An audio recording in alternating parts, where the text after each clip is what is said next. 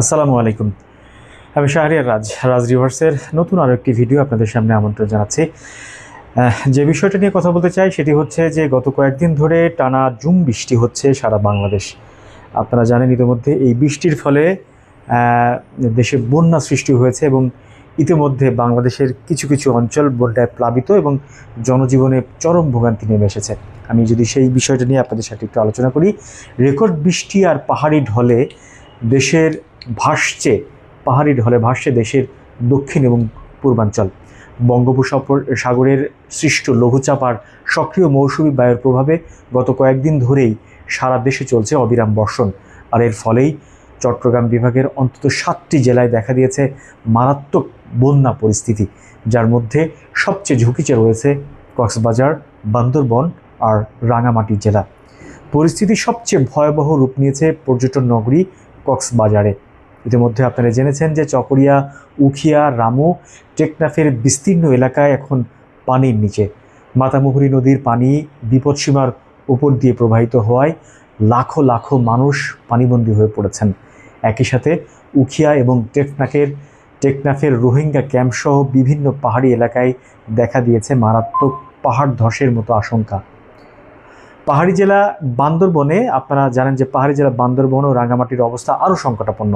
অবিরাম বৃষ্টির সাথে পাহাড়ি ঢল যুক্ত হয়ে সাঙ্গু নদীর পানি বাড়ছে হু হু করে। রুমা ও থানচি সহ বেশ কয়েকটি উপজেলায় সড়ক যোগাযোগ ইতিমধ্যে বিচ্ছিন্ন হয়ে পড়েছে। প্রশাসন থেকে পাহাড়ি এলাকায় বসবাসকারীদের নিরাপদ আশ্রয়ে সরে যাওয়ার জন্য লাল সতর্কবার্তা জারি করা হয়েছে ইতিমধ্যে। চট্টগ্রাম, ফেনী ও খাগড়াছড়ির নিম্নাঞ্চলগুলো তলিয়ে গেছে আকস্মিক বন্যায়। সব মিলিয়ে এই মুহূর্তে চট্টগ্রাম বিভাগের প্রায় 5.5 লাখ মানুষ চরম দুর্ভোগে দিন কাটাচ্ছেন। পরিস্থিতি মোকাবেলায় দেশের 4 সমুদ্র বন্দরকে 3 নম্বর স্থানীয় সতর্ক সংকেত বহাল রাখা হয়েছে। এদিকে বন্যার সার্বিক পরিস্থিতি বিবেচনায় জরুরি পদক্ষেপ নিয়েছে স্বাস্থ্য অধিদপ্তর। উপদ্রুত এলাকায় সব স্বাস্থ্য কর্মকর্তার ছুটিও বাতিল করা হয়েছে ইতিমধ্যে এবং গঠন করা হয়েছে বিশেষ মেডিকেল টিম বা বিশেষ মেডিকেল ফোর্স। পানিবাহিত রোগ প্রতিরোধে পর্যাপ্ত পানি বিশুদ্ধকরণ ট্যাবলেট, স্যালাইন এবং সাপে কাটার চিকিৎসার জন্য অ্যান্টি স্নেক ভেনম মজুদ রাখার নির্দেশ দেওয়া হয়েছে। দুর্যোগের এই কঠিন সময়ে পানিবন্দী মানুষের কাছে দ্রুত ত্রাণ ও উদ্ধার সহায়তা পৌঁছানো এখন সবচেয়ে বড় চ্যালেঞ্জ হিসেবে দেখছি আমরা। চলমান এই বন্যা ও পাহাড় ধসের দুর্যোগ মোকাবেলায় সবচেয়ে অগ্রাধিকার দিয়ে মাঠে নেমেছে কিন্তু সরকার। আপনারা জানেন যে প্রধানমন্ত্রীর কার্যালয়ের সরাসরি তত্ত্বাবধান কেন্দ্র থেকে স্থানীয় প্রশাসন পর্যন্ত সমন্বিত উদ্ধার ও ত্রাণ কার্যক্রম জোরদার করা হয়েছে এবং আরও বেশি ত্রাণ এবং দুর্যোগ মন্ত্রণালয় থেকে সবচেয়ে বেশি ক্ষতিগ্রস্ত জেলা চট্টগ্রাম, কক্সবাজার, রাঙ্গামাটি, খাগড়াছড়ি ও বান্দরবনের মানুষের দুর্ভোগ লাঘবে ইতোমধ্যে বিশেষ সাধারণ ত্রাণ কর্মসূচির আওতায় 2,15,00,000 এবং 3,450 মেট্রিক টন চাল বরাদ্দ দেওয়া হয়েছে ইতোমধ্যে। দুর্গম ও ঝুঁকিপূর্ণ পাহাড়ি এলাকায় উদ্ধার অভিযান ও জননিরাপত্তা নিশ্চিত করতে স্থানীয় প্রশাসনের পাশাপাশি বাংলাদেশ সেনাবাহিনীকে মোতায়েন করা হয়েছে ইতিমধ্যেই। একই সাথে উপকূলীয় এলাকায় কোস্টগার্ড এবং সীমান্ত সংলগ্ন অঞ্চলে বিজিবি, ফায়ার সার্ভিস এবং উদ্ধার কাজে সক্রিয় যে কোনো সংগঠন বা ভূমিকা ইতিমধ্যে ইতিবাচক ভূমিকা পালন করছে।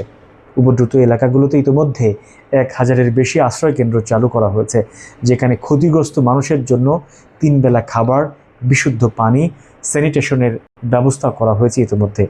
এছাড়া বন্যার কারণে উদ্বুদ্ধ পরিস্থিতিতে উপদ্রুত অঞ্চলের এইচএসসি ও সমমানের যে পরীক্ষা চলছিল সেই পরীক্ষাগুলো সাময়িকভাবে স্থগিত ঘোষণা করেছে সরকার। সব কিছু মিলিয়ে দীর্ঘমেয়াদী এই ক্ষতি কাটিয়ে উঠতে স্বাস্থ্য ও কৃষি খাতে নেওয়া হয়েছে বিশেষ উদ্যোগ।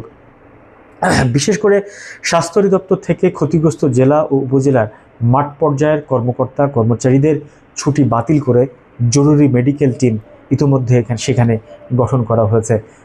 পানিবাহিত রোগ রুখতে পর্যাপ্ত পানি বিশুদ্ধকরণ ট্যাবলেট, ORS ও স্যালাইনের পাশাপাশি সাপে কাটা রোগীদের জন্য অ্যান্টি স্নেক ভেনম মজুদ রাখা হয়েছে।